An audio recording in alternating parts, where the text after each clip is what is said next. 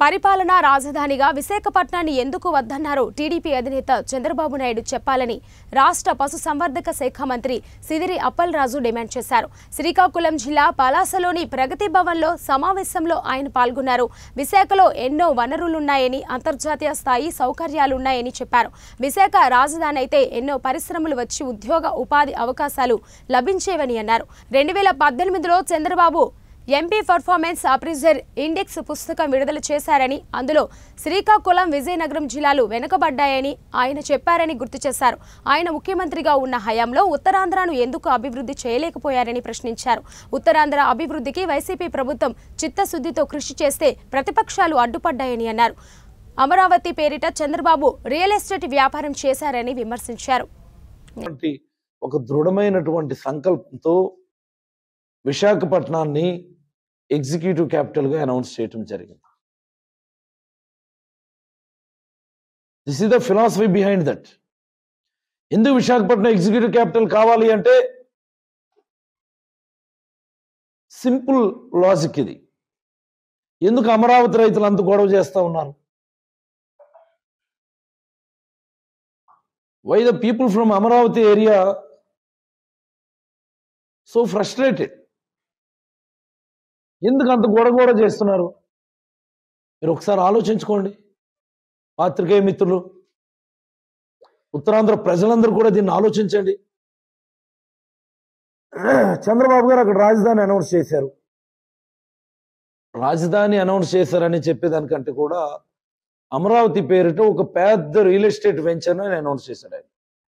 ఒక పెద్ద layout, that's a real estate layout. అది మీరు చెక్ చేసుకోవచ్చు. గూగుల్ మ్యాప్ చెక్ చేస్తే ఆ లేఅవుట్ స్థితిగతులు కూడా మీకు అర్థమైపోతాయి. అందుకని ఆ చుట్టుపక్కల ఉన్నటువంటి చంద్రబాబు సామాజిక వర్గ ప్రజల యొక్క భూముల ధరలు విపరీతంగా పెరిగినాయి. లక్షాధికారి కాస్త కోటీశ్వరుడు అయినాడు, కోటీశ్వరుడు కాస్త బిలియనీర్ అయినాడు. అట్లీస్ట్ అయ్యే అవకాశాలు ఉంటాయి అన్నటువంటిది వాళ్ళ ఆలోచన. అది చంద్రబాబు ఇన్ని సంవత్సరాలు ముఖ్యమంత్రిగా పనిచేసి ఆయన సామాజిక వర్గం కోసం, ఆయన కులం కోసం ఏదైనా గొప్ప కార్యక్రమం చేయాలని ఆయన తలంచాడు. ఆయన వాళ్ళ కులమోలు ఉన్న దగ్గరే ఆంధ్రప్రదేశ్ రాజధాని ఉండాలని ఆయన ఎక్వైర్ చేసినట్టు 33,000 ఎకరాలు పూలింగ్, నాట్ ఎక్విజిషన్.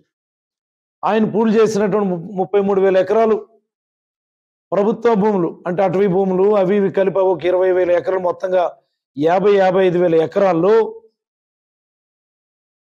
ఈ రోడ్లు, డెవలప్మెంట్లు, పార్కులు, చంద్రబాబు చెప్పినటువంటి ఈ హంసల దీవులు అవి ఇవి పోగా ఓ 10,000 ఎకరాలు రైతులకు ఇస్తాం మనం ల్యాండ్ పూలింగ్ కాన్సెప్ట్ కింద.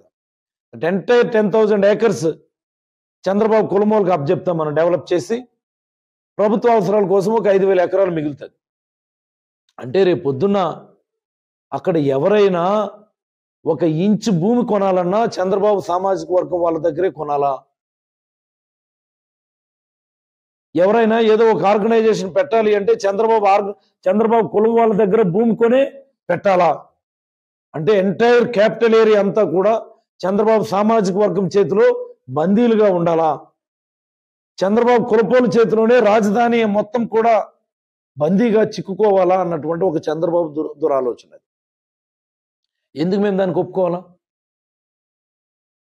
ఎందుకు ఒప్పుకోవాలండి మేము? అమరావతి ప్రాంతంలో చంద్రబాబు కులం వాళ్ళ ఏమైనా వలసలు ఉన్నాయా? విశాఖపట్నాన్ని రాజధానిగా మీరు అంగీకరించాలని అడుగుతా ఉన్నాను. మా ఉత్తరాంధ్ర ప్రజలకు మంచి జరుగుతుందంటే, మా ఉత్తరాంధ్ర ప్రజల జీవన ప్రమాణాలు పెరుగుతాయంటే, మా ఉత్తరాంధ్రలో ప్రజలకు ఉద్యోగ ఉపాధి అవకాశాలు పెరుగుతాయి అంటే, మా ఉత్తరాంధ్రలో ప్రజల ఆస్తుల విలువలు పెరుగుతాయి అంటే మీరు ఎందుకు దానికి ఒప్పుకోరు? మీరు ఖచ్చితంగా దీనికి సమాధానం చెప్పి తీరాలి. మీరు ఎగ్జిక్యూటివ్ క్యాపిటల్ గా మీరు ఎందుకు అంగీకరించరు? ఉత్తరాంధ్ర ప్రజలందరినీ నేను అడుగుతా ఉన్నా. ఇది మనందరం మేల్కోవాల్సినటువంటి సమయం.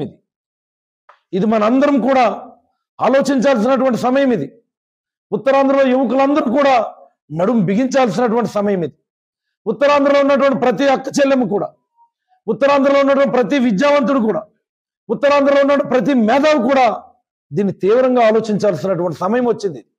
ఇంకా ఎంతకాలం ఇంకా మనం ఉత్తరాంధ్ర అంటే ఉద్యమాలకి పేరు అంటారు.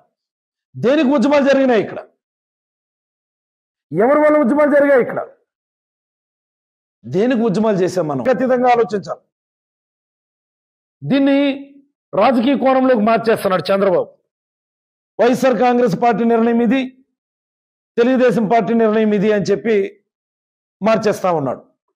ప్రజలు జనరల్గా నీది ఈ పార్టీ, నాది ఆ పార్టీ, నీది ఈ పార్టీ అన్నటువంటి పందాన్ని ఆలోచిస్తూ ఉంటారు. దయచేసి దీన్ని రాజకీయాలకు అతీతంగా ఆలోచించాలి. జగన్మోహన్ రెడ్డి గారు ముఖ్యమంత్రి అయితే, జగన్మోహన్ రెడ్డి గారిని మనందరం ముఖ్యమంత్రిని చేసుకుంటే విశాఖపట్నం ఎగ్జిక్యూటివ్ క్యాపిటల్ గా వెలుగొందుతుంది. తద్వారా ఉత్తరాంధ్రలో ఉన్నటువంటి ప్రతి పేదవారికి కూడా మంచి జరుగుతుంది. ఇక్కడే ఉద్యోగ ఉపాధి అవకాశాలు కల్పించబడతాయి. ఏదో మేమేదో రాజధాని అనౌన్స్ చేశాం కదా అని చెప్పి చేతులు కట్టుకొని కూర్చోలేదే. చంద్రబాబు తీసుకొచ్చినటువంటి ఒక్కటంటే ఒక్క మంచి ఆర్గనైజేషన్ చెప్పమని నేను అడుగుతా ఉన్నాను. విశాఖపట్నం ఏరియాకు, ఉత్తరాంధ్ర ప్రాంతానికో చంద్రబాబు తీసుకొచ్చినటువంటి ఒక్కటంటే ఒక్క ఆర్గనైజేషన్ నేను అడుగుతా ఉన్నాను. నేను ఈరోజు భోగాపురం పోర్టు కట్టిస్తా ఉన్నాం మనం. వాస్తవం కాదా? భోగాపురం పోర్టు కట్టించడం వల్ల ఉత్తరాంధ్ర ప్రాంతానికి మంచి జరగదా? దాని మీద కూడా బురద జల్లుతా ఉన్నారు. ఈరోజు మూలపేట పోర్టు కట్టిస్తా ఉన్నాం మనం. ఏమయ్యా చంద్రబాబు, నేను అడుగుతా ఉన్నా, నీకు 980 కిలోమీటర్ల తీర ప్రాంతం ఉంటే నీ 14 సంవత్సరాలు ముఖ్యమంత్రి కాలంలో ఒక్కటైనా ఒక్క పోర్టు కట్టుకోగలిగావా నువ్వు?